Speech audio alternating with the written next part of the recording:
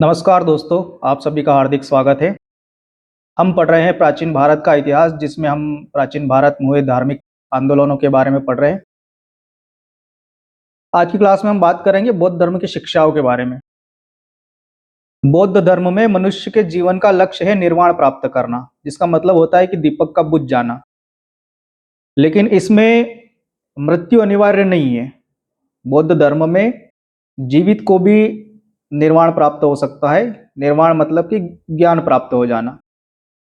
और निर्वाण के बाद जो मृत्यु होती है उसको महापरिनिर्वाण कहा गया है। महात्मा बुद्ध ने जो अपने उपदेश दिए वो सभी पाली भाषाओं में दिए, क्योंकि पाली उस समय जन सामान्य की बोलचाल की भाषा थी, इसलिए उन्होंने अपने सारे उपदेश पाली भाषा में दिए। महात्मा बुद्ध ने जब सारनाथ में अपना पहला उपदेश दिया, जिसको हमने पिछली क्लास में पढ़ा है कि इसको धर्म चक्र प्रवर्तन कहा गया है, इसका उल्लेख सुत्त पिटक में मिलता है, सुत्त पिटक के संयुक्त निकाय में।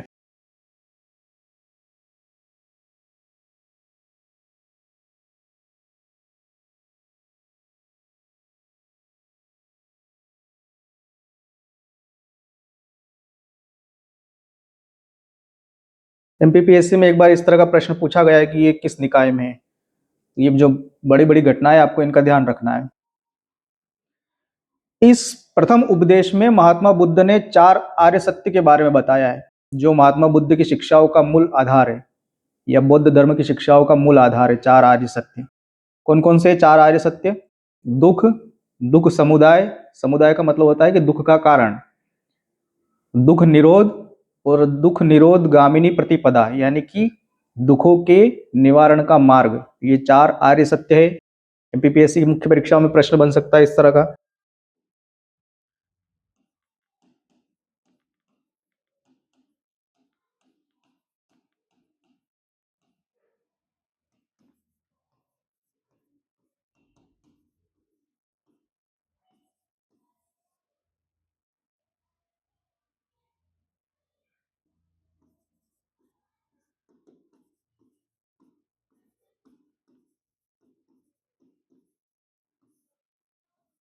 दुख, दुख समुदाय,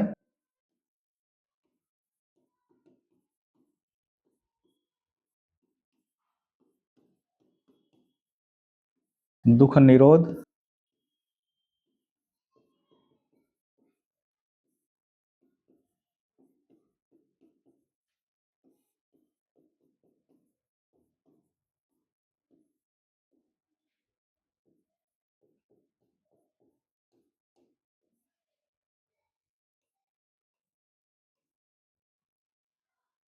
एक होता है दुख, दूसरा होता है उस दुख का कारण, फिर उस दुख को रोकना और उस दुख को रोकने का मार्ग। ये 4 आर्य सत्य है, महात्मा बुद्ध ने बताया। और जो बौद्ध धर्म में शिक्षा का जो संपूर्ण मूल आधार है, ये 4 आर्य सत्य है। इन 4 आर्य सत्य से ही बाकी शिक्षाएं निकलती है। जैसे दुख निरोध गामिनी प्रतिपदा में क्या होता है कि दुखों के निवारण के लिए मार्ग बताए इन्होंने। इसके लिए इन्होंने, महात्मा बुद्ध ने 3 स्कंद बताए: प्रज्ञा, शील और समाधि।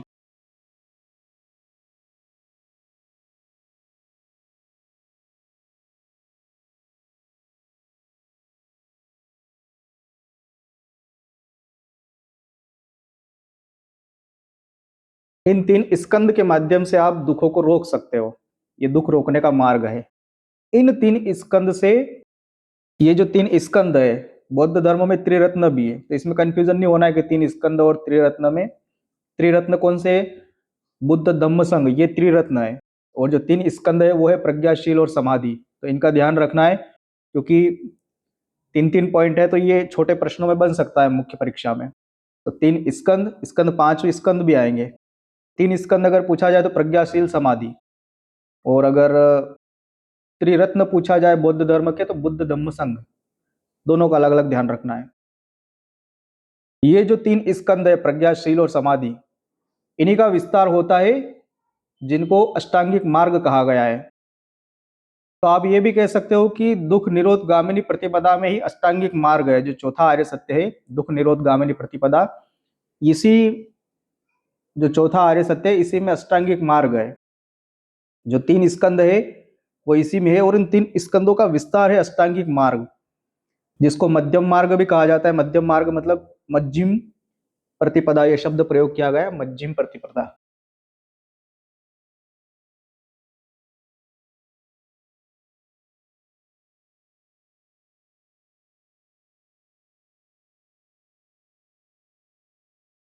मध्यम का मतलब होता है मध्यम मार्ग। और इस मध्यम मार्ग या अष्टांगिक मार्ग का जो स्रोत है वो तैतरीय उपनिषद है। अष्टांगिक मार्ग कौन कौन से है? तो अष्टांगिक मार्ग मतलब शब्द से ही पता चल रहा है कि इसमें 8 मार्ग बताए गए होंगे अष्टांगिक मार्ग में।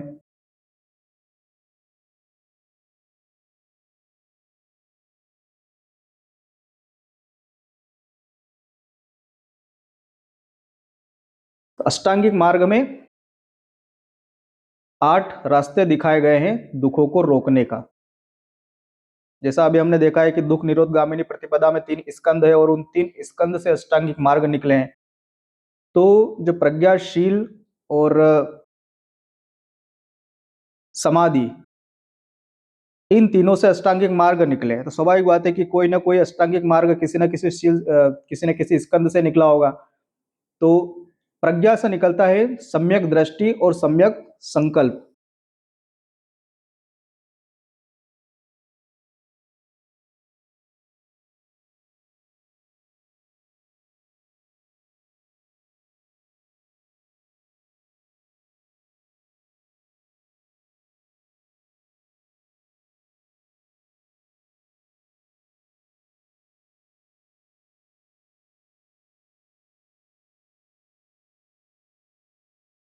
ये प्रज्ञा से बने हुए हैं। दूसरा है शील, ये दूसरा स्कंद है शील, जिससे सम्यक वाणी, सम्यक कर्मांत और सम्यक आजीव।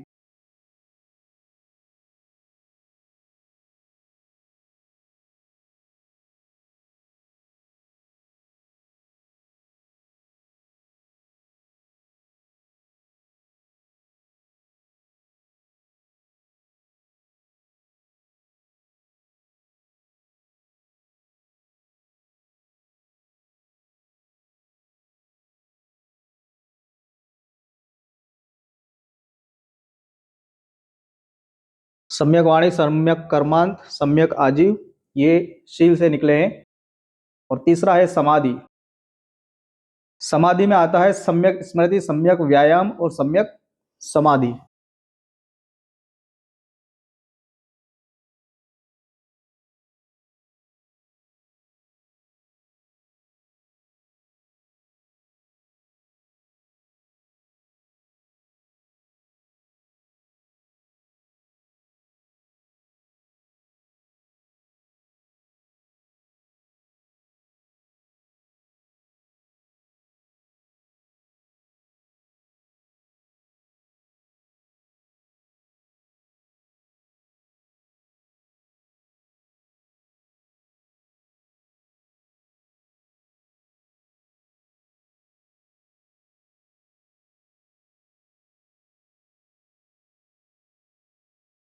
तीन स्कंद प्रज्ञाशील समाधि से अष्टांगिक मार्ग निकले हैं। प्रज्ञा से निकला है सम्यक दृष्टि, सम्यक संकल्प। शील से निकला है सम्यक वाणी, सम्यक कर्मांत, सम्यक आजीव। और समाधि से निकला है सम्यक स्मृति, सम्यक व्यायाम, सम्यक समाधि। ये आपके अष्टांगिक मार्ग हो गए। जो दूसरा आर्य सत्य है, इसमें दुख समुदाय यानी कि दुख के कारण, इसमें प्रतित्य समुत्पाद के बारे में बताया गया है कि दुख के कारण क्या है, दुख उत्पन्न कैसे होते हैं। प्रतित्य समुत्पाद में क्या होता है कि ये कार्य कारण सिद्धांत है, प्रतित्य समुत्पाद।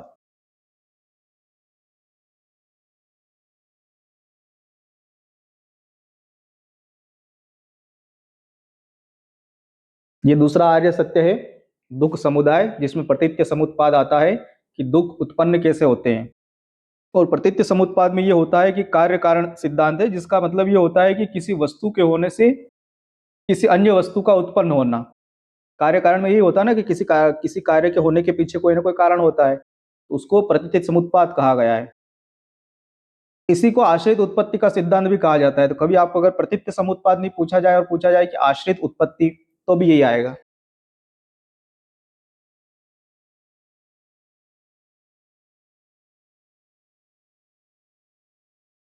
प्रतीत्य समुत्पाद, आश्रित उत्पत्ति, कार्य कारण सिद्धांत, ये सब एक ही चीज है। इसमें यह होता है कि किसी कार्य के होने के पीछे कोई ना कोई कारण है और एक वस्तु से दूसरी वस्तु उत्पन्न होती है। इस प्रतीत्य समुत्पाद में 12 क्रम है जिनको द्वादश निदान कहा गया है। अविद्या, संस्कार, विज्ञान, नाम रूप, षडायतन, स्पर्श, वेदना, तृष्णा, उपादान, भव, जन्म मृत्यु, जरा मरण, ये 12 क्रम दिए गए हैं द्वादश निदान। और इसी कार्य कारण या प्रतीत समुत्पाद से जुड़ा हुआ है क्षणिकवाद। क्षणिकवाद का मतलब ये होता है कि सभी वस्तुओं का अस्तित्व क्षणिक है। कोई वस्तु है तो वो बदलती जा रही है, स्थिर नहीं है। जैसे प्रकृति आप देखोगे तो वो स्थिर नहीं है, बदलती जाती है। तो इसी प्रतीत्य समुत्पाद या कार्य कारण सिद्धांत या आश्रित उत्पत्ति सिद्धांत से जुड़ा हुआ आता है क्षणिकवाद। ये भी बौद्ध धर्म में एक सिद्धांत है क्षणिकवाद, कि जितनी भी वस्तुएं हम देख रहे हैं ये क्षणिक है, क्षणभंगुर है, ये समय के साथ समाप्त होती है। अब ये जो दुख उत्पन्न हो रहे हैं, इन दुखों को जो प्रतीत्य समुत्पाद से उत्पन्न हो रहे हैं, कार्य कारण से उत्पन्न हो रहे हैं, इनको रोकने के लिए तीसरा आर्य सत्य दुख निरोध। महात्मा बुद्ध के अनुसार दुख निरोध के लिए पंच स्कंद का निरोध आवश्यक है। पिछला अभी हमने देखा 3 स्कंद, ये पंच स्कंद है। कौन कौन से पंच स्कंद? रूप, वेदना, संज्ञा, संस्कार, विज्ञान, इनका निरोध करना आवश्यक है। कैसे? तो इसके लिए हमने 3 स्कंद पहले ही पढ़े, प्रज्ञाशील समाधि और अष्टांगिक मार्ग। तो इन प्रज्ञाशील समाधि या अष्टांगिक मार्ग से हम इन पंच स्कंद का निरोध कर सकते हैं। और अगर पंच स्कंद का निरोध करेंगे तो दुख का निरोध हो जाएगा, यानी कि दुख उत्पन्न नहीं होगा। दुख उत्पन्न होने के कारण क्या बताए हुए हैं? रूप, वेदना, संज्ञा, संस्कार, विज्ञान, इनकी वजह से दुख उत्पन्न होते हैं। तो हमें इन स्कंदों को रोकना है, इनका निरोध करना है, तो दुख अपने आप रुक जाएगा। और इन पंच स्कंदों को रोकने के लिए अष्टांगिक मार्ग का पालन करना है। अष्टांगिक मार्ग 3 स्कंद प्रज्ञाशील समाधि से उत्पन्न हुए हैं। अब बौद्ध धर्म है, ये पुनर्जन्म में विश्वास करता है। लेकिन इस पुनर्जन्म में ऐसा नहीं है कि मनुष्य मरा है और उसका पुनर्जन्म होगा। इसमें कर्मों का पुनर्जन्म होता है, जिसको अनित्य अहंकार कहा गया है। इस अनित्य अहंकार का पुनर्जन्म होता है, क्योंकि बौद्ध धर्म है वो अनात्मवादी है। इसमें आत्मा की मान्यता नहीं है। इसके अलावा ईश्वर के प्रश्न पे भी बुद्ध ने कोई प्रतिक्रिया नहीं दी है। जब भी इनसे प्रश्न पूछा गया है कि क्या ईश्वर है, तो वो मौन रहते थे, मुस्कुरा देते थे। कई बार उनके शिष्यों ने उनसे पूछा कि क्या आप ही ईश्वर है, तो इस पर भी बुद्ध मुस्कुरा देते थे और मौन रहते थे। तो व्यक्तिगत रूप से बुद्ध ने ईश्वर के प्रश्न पर कोई प्रतिक्रिया नहीं दी। लेकिन विद्वानों का मानना है कि बौद्ध धर्म अनिश्वरवादी है। हालांकि इन्होंने न तो ईश्वर का पक्ष लिया है और न ईश्वर का खंडन किया है, ईश्वर के अस्तित्व का। इन्होंने आत्मा का खंडन किया है, आत्मा को स्वीकृति नहीं दी है कि आत्मा का पुनर्जन्म होता है, किसी व्यक्ति की आत्मा वापस जन्म लेती है। इसका इन्होंने समर्थन नहीं किया है। इन्होंने समर्थन किया है कि कर्मों का पुनर्जन्म होता है, जिसको अनित्य अहंकार कहा गया है। तो अगर आपके कर्म है तो आपको वापस जन्म लेना पड़ेगा। बौद्ध धर्म में 10 शील का भी वर्णन है, जिसको छांदोग्य उपनिषद से लिया गया है, जिनका वर्णन बौद्ध ग्रंथों में दीर्घ निकाय के भी सिंगालोवाद में इसका वर्णन मिलता है। इसको भी पंचशील और 10 शील में बांटा गया है।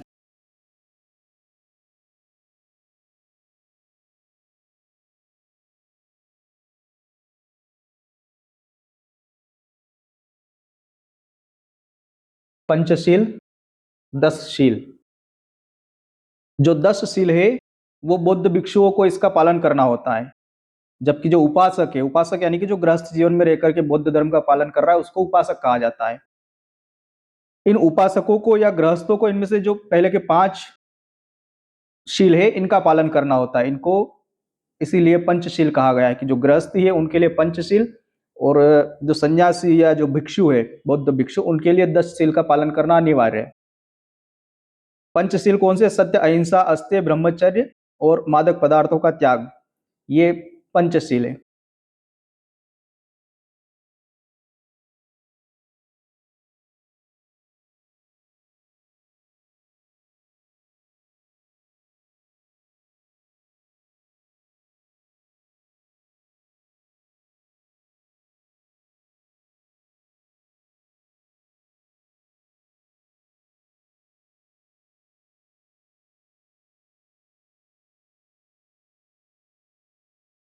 तो जो बौद्ध उपासक है, गृहस्थी, उनके लिए इन पंचशील का पालन करना अनिवार्य है। कौन से? सत्य बोलना, हिंसा नहीं करना यानी कि अहिंसा का पालन करना, अस्तेय, ब्रह्मचर्य यानी कि संपत्ति का अर्जन नहीं करना, ब्रह्मचारी रहना, ब्रह्मचर्य का पालन करना। एक्चुअली ब्रह्मचर्य रहना ऐसा नहीं कि आप संत बन जाओ, क्योंकि आप गृहस्थ में हो तो गृहस्थ की मर्यादाओं का पालन करना है।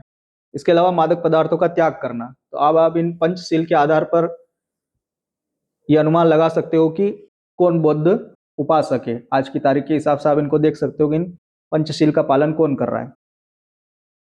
इसके अलावा आगे के 5 शील और है जो बौद्ध भिक्षुओं के लिए है। इनका गृहस्थी लोगों को पालन करना या जो उपासक वर्ग है उसको पालन करना अनिवार्य नहीं है। कौन सा? एक तो है असमय भोजन, कोमल शैया, नृत्य संगीत, कंचन कामिनी, सुगंधित द्रव्य। इनका उपभोग जो बौद्ध भिक्षु है वो नहीं कर सकते। बाकी जो उपासक वर्ग है वो इनका उपयोग कर सकते हैं। कुछ तो दैनिक जीवन के लिए आवश्यक भी है, जैसे असमय भोजन, तो स्वाभाविक बात है कोई व्यवसायी व्यक्ति है तो समय पर भोजन कर रहा है नहीं कर रहा है। कोमल शैया तो बौद्ध भिक्षुओं के लिए वर्जित है कि आप ऐशो आराम में नहीं रह सकते हो। नृत्य संगीत ये भी बौद्ध भिक्षुओं के लिए वर्जित है। सुगंधित द्रव्य इनका भी बौद्ध भिक्षुओं के लिए वर्जित किया गया है। तो ये पंचशील और 10 शील इस प्रकार से है। तो ये जो पहले जो 5 नियम है वो गृहस्थ के लिए, इनको पंचशील कहा गया। और जो भिक्षुओं को, भिक्षु वर्ग है उनके लिए सभी 10 शील है जिनको इनको पालन करना भिक्षुओं के लिए अनिवार्य है। बौद्ध साहित्य की बात करें तो प्रारंभिक बौद्ध साहित्य पाली भाषा में लिखे गए, क्योंकि जो महात्मा बुद्ध है इनके जो उद्बोधन संबोधन हुए हैं वो पाली भाषा में। इनको 3 भागों में बांटा गया है। जो प्रारंभिक पाली बौद्ध साहित्य है इनको 3 भागों में बांटा गया, जिसको हम त्रिपिटक कहते हैं।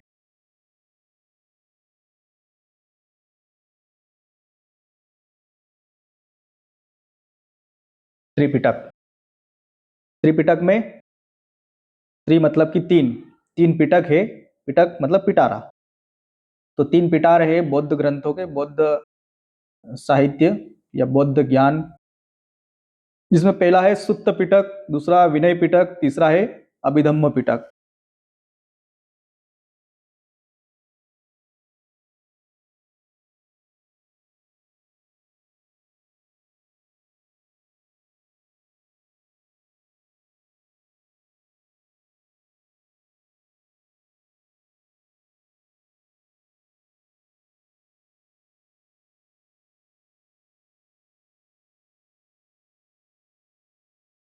ये 3 पिटक है, सुत्त पिटक, विनय पिटक, अभिधम्म पिटक।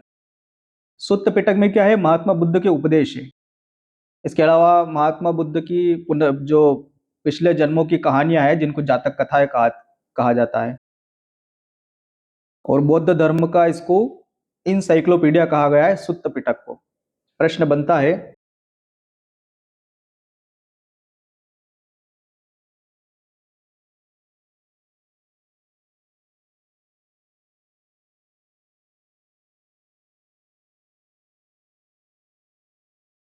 इनसाइक्लोपीडिया, बौद्ध धर्म का इनसाइक्लोपीडिया इसको कहा गया है। किसको? सुत्त पिटक को। इसके अलावा इसमें बुद्ध, महात्मा बुद्ध के उपदेश है,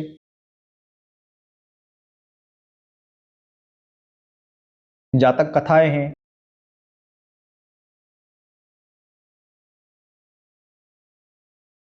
जातक कथाएं मतलब कि बुद्ध के पिछले जन्मों की कहानियां है इसमें, तो इनको जातक कथा कहा गया है। जो विनक जो विनय पिटक है इसमें बौद्ध संघ के नियम है।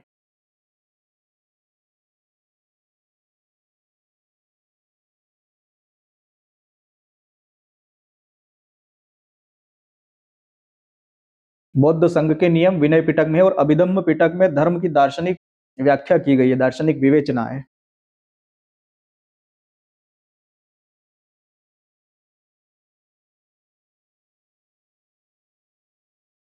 अभिधम्म पिटक में बौद्ध धर्म की दार्शनिक व्याख्या।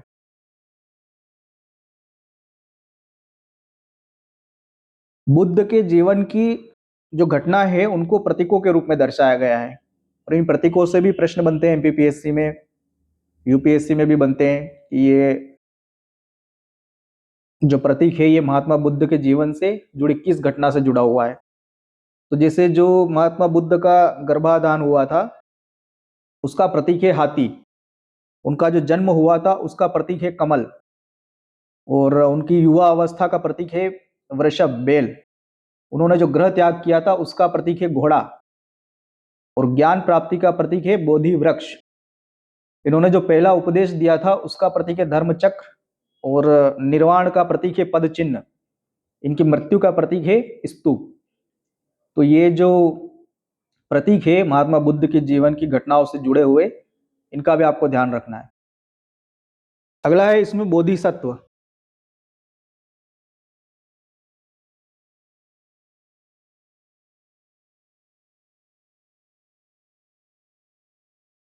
बोधिसत्व का मतलब होता है कि जिसको सत्य का बोध हो गया हो, उनको बोधिसत्व कहा गया है।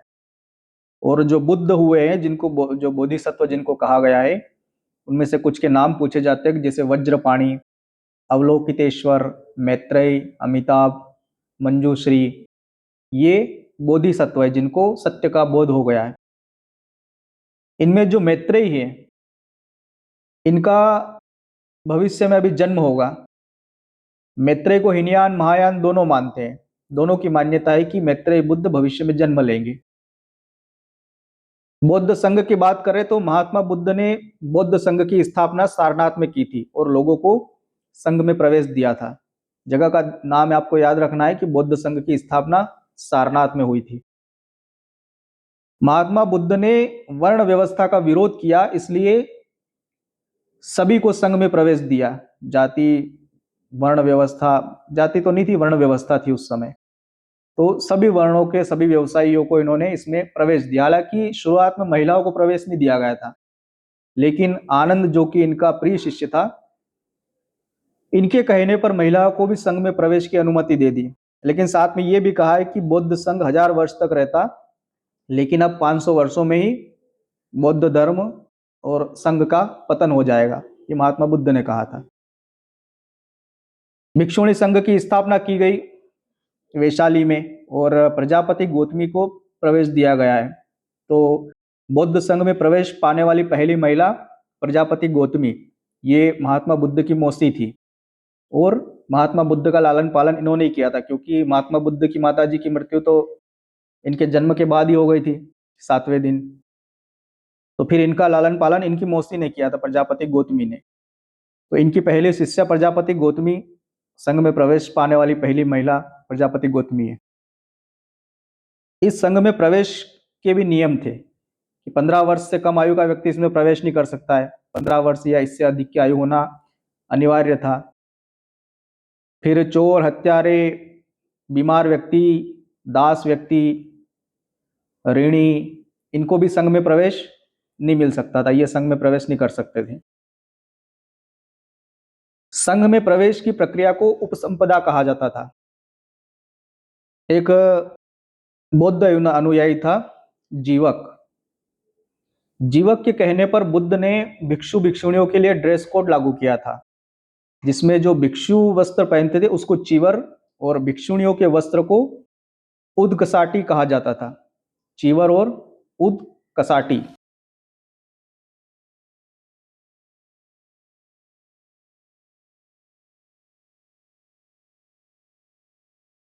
ये भिक्षु भिक्षुणियों के वस्त्र थे। तो जो भिक्षु थे उनके लिए था चीवर,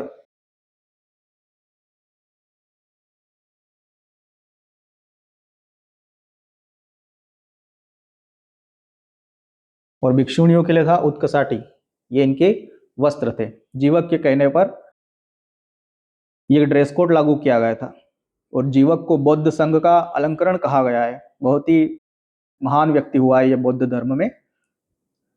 और ये जो जीवक था ये बिंबिसार और साल्वती का पुत्र था। साल्वती गणिका थी और बिंबिसार शासक थे।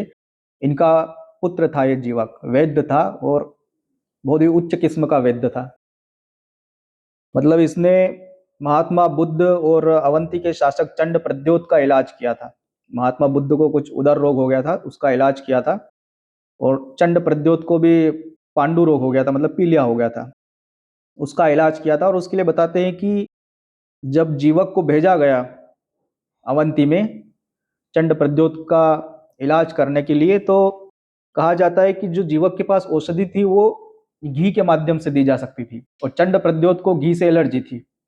अब शासक से जबरदस्ती करने की कोई रिस्क ले नहीं सकता था, तो जीवक ने चंड प्रद्योत से कहा कि मैं आपकी इस बीमारी का इलाज कर दूंगा, लेकिन भाई शासक है तो बदले में कुछ देगा। तो उसने कहा कि मुझे आपके राज्य में जो सबसे तेज दौड़ने वाला घोड़ा है वो ला के दो। सबसे तेज जो दौड़ता है घोड़ा वो ला के दिया।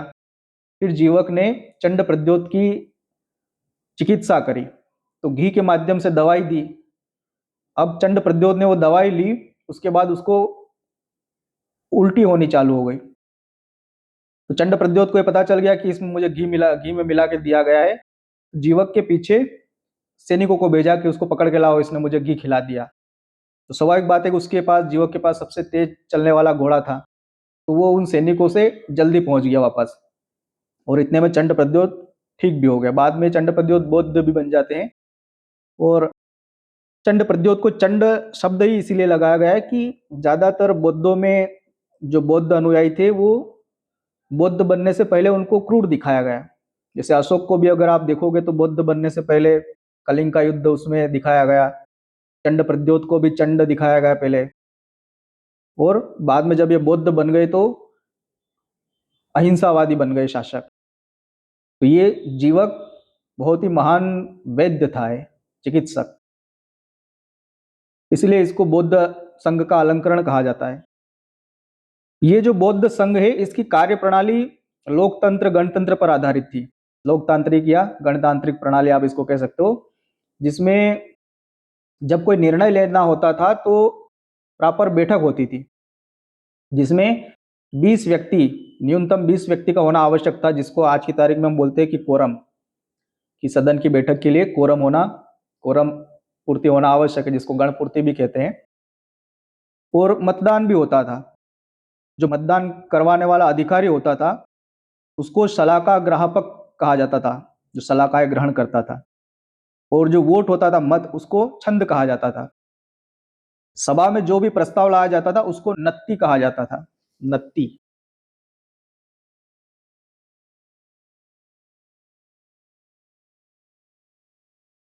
इस प्रस्ताव का अनुस्वान यानी कि जिसको कम्बवाचा भी कहा जाता है, इसका मतलब होता है कि प्रस्ताव को पढ़ना, उसका पाठ किया जाता था। अनुस्वान या कम्बवाचा मतलब कि जो प्रस्ताव लाया गया है उसको पढ़ना। जैसे सदन में हम देखते हैं ना कि कोई बिल आता है तो उसको सुनाया जाता है कि ये चीज हम लेके आए हैं, जिस पर विचार विमर्श कर सके। और विचार विमर्श करने के बाद फिर मतदान होता था बौद्ध संघ में। प्रस्ताव अगर बहुमत से पारित हो जाता तो उसको भूमस्किन कहा जाता था।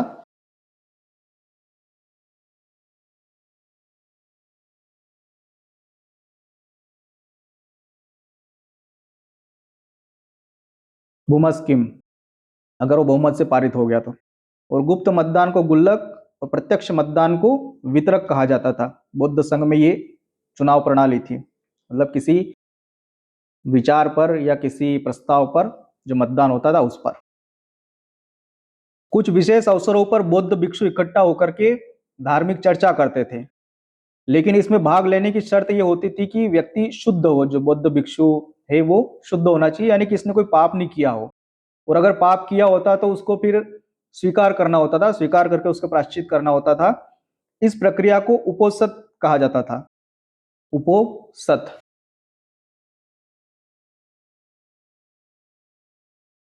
मतलब अपने पाप को स्वीकार करना। लेकिन धीरे धीरे क्या हुआ कि धार्मिक चर्चा की बजाय केवल अपराध को स्वीकार करना ही उपोसत कहा जाने लग गया। अभी तक क्या हो रहा था कि धार्मिक चर्चा करने के लिए जो व्यक्ति आ रहा है उसका अपराध बोध उसको करवाना, उसको अपराध स्वीकार करना, तो ये जो चर्चा होती थी इसको उपोसत कहा जाता था। लेकिन फिर धीरे धीरे समय परिवर्तित हुआ तो फिर जो पाप की स्वीकृति को ही उपोसत कहा जाने लगा। और ये जो प्रक्रिया है उपोसत की, ये प्रक्रिया हर 15 दिन में होती थी। इसी तरह से साल में भी एक बार वर्षावास के बाद भी सभी बौद्ध भिक्षु संघ में सम्मिलित होकर के अपराध स्वीकार करते थे। इसे वार्षिक परिशुद्धि कहते थे, जिसके लिए प्रवारण या प्रवारणा शब्द प्रयोग किया गया। प्रवारण। तो अगर आपसे पूछा जाए कि वार्षिक अपराध स्वीकार करने का जो पद्धति थी, वार्षिक परिशुद्ध पद्धति या वार्षिक अपराध स्वीकार किया जाता था, उसको क्या कहा जाता है? तो ये प्रवारण है। प्रवारण या प्रवारणा, ये वार्षिक अपराध स्वीकृति का। इसी तरह से अगर आपसे ये पूछा जाए कि जो हर 15 दिन में अपराध स्वीकृति होती थी, उसको क्या कहा जाता है? तो उसको उपोषित कहा जाता है। उपोषित 15 दिन में, और प्रवारण ये वार्षिक था। और जो वार्षिक वाला होता था प्रवारण, ये वर्षावास के बाद होता था। इन पापों या जो ये अपराध है, इनसे परिचित कराने के लिए समय समय पर बौद्ध भिक्षुओं को, जो इनका जो संघ होता था, इस संघ में विधि निषेधों का पाठ होता था, जिसको पातिमोक्ष कहा जाता था।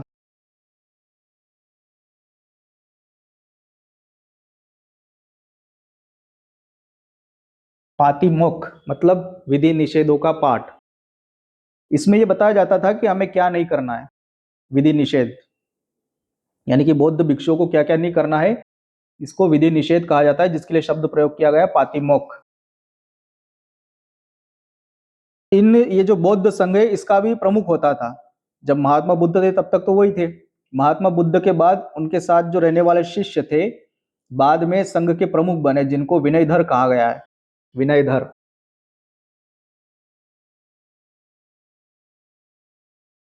मतलब ये है कि बौद्ध संघ के प्रमुख को विनयधर कहा जाता था। जब तक बुद्ध थे तब तक तो वही प्रमुख थे। महात्मा बुद्ध को हटा करके उनका जो चचेरा भाई था देवदत्त, वो संघ का प्रमुख बनना चाहता था। इसके लिए उसने, देवदत्त ने बुद्ध को मारने के लिए हाथी भेजा था। तो आप देख सकते हो कि बौद्ध संघ में महात्मा बुद्ध को हटाने के लिए भी षड्यंत्र किए गए थे। जो बौद्ध संघ या बौद्ध धर्म या महात्मा बुद्ध के अनुयायी होते थे, उन अनुयायियों को या सन्यासियों को, जो बौद्ध संघ में अनुयायी होते थे, इनमें जो सन्यासी वर्ग होता था, उनको भिक्षु भिक्षुणी कहा जाता था। और जो गृहस्थ लोग होकर होते थे, गृहस्थ में रह करके बौद्ध धर्म का पालन करते थे, उनको उपासक उपासिका कहा जाता था। अभी हमने देखा पंचशील 10 शील में कि गृहस्थों के लिए पंचशील है और सन्यासियों या भिक्षु भिक्षुणियों के लिए 10 शील है। तो जो सन्यासी है, जिसने सब कुछ छोड़ दिया है बौद्ध धर्म के प्रचार के लिए, उनको भिक्षु भिक्षुणी कहा जाता है। और जो गृहस्थ में रहकर के बौद्ध संघ के नियमों का पालन कर रहे हैं या बौद्ध धर्म का पालन कर रहे हैं, उनको उपासक उपासिका कहा जाता था। अब इसमें जो उपासक उपासिका है या जो गृहस्थ व्यक्ति है, जब कोई गृहस्थ या सामान्य व्यक्ति भिक्षु बनना चाहता था, तो उसे प्रारंभ में प्रवज्जा की दीक्षा दी जाती थी, जिसको क्षमणेर कहा जाता था। क्षमणेर या श्रमण। इसकी जो अंतिम प्रक्रिया होती थी, उसको उपसंपदा कहा जाता था। उपसंपदा के बाद जो क्षमणेर है, वो भिक्षु बन जाता था। तो पहले होती थी प्रवज्जा, प्रवज्जा के बाद होती थी उपसंपदा।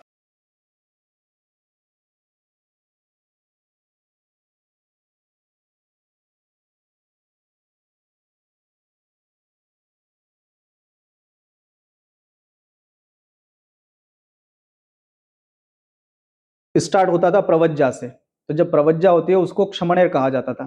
क्षमणेर या क्षामणेर। प्रवज्जा के समय ये क्षामणेर रहेगा, और जब प्रवज्जा पूरी हो जाएगी, उपसंपदा हो जाएगी, तब ये भिक्षु बन जाएगा।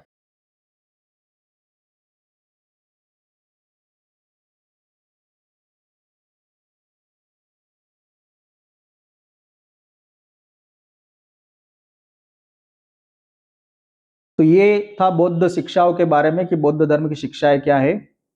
इनके बारे में हमने सामान्य अध्ययन किया, उस स्तर तक किया जहां तक परीक्षाओं में पूछा जाता है। बाकी तो अगर आप बौद्ध ग्रंथों को पढ़ेंगे, बौद्ध धर्म, बौद्ध संघ को पढ़ेंगे, तो साल भर लग जाएगा। तो हमने अपनी परीक्षा की आवश्यकताओं के अनुसार पढ़ा है। आशा करता हूं कि आपको ये क्लास अच्छी लगी होगी। मिलते हैं अगली क्लास में, तब तक अपना ध्यान रखिए। हमारे साथ बने रहने के लिए धन्यवाद।